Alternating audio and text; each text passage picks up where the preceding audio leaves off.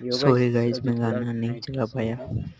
और ये रहा घनी रात, और ये रहा अपना डीजे। मैंने इसकी प्लेट निकाल के रखी है, ये जनरेटर वाली जगह है, और मैं बना रहा हूँ वो वीडियो। ये आएगी जिससे पहले तो आ जाएगी आई थिंक, तो वो भी आप देख सकते हैं। और अपन इसको खोलते हैं और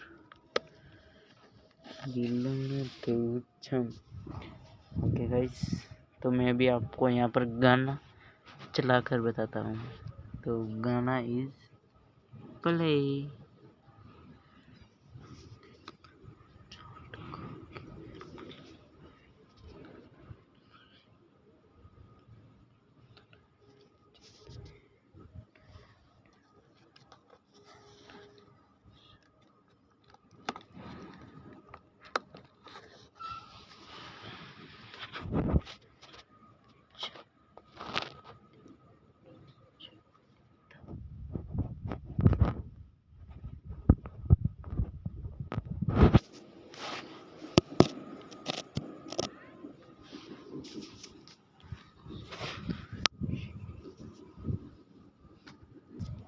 तो गाइस ये लाइटिंग वाली एक और मैं आपको बताता रहूँगा। लाइक एंड सब्सक्राइब कर देना। बाय।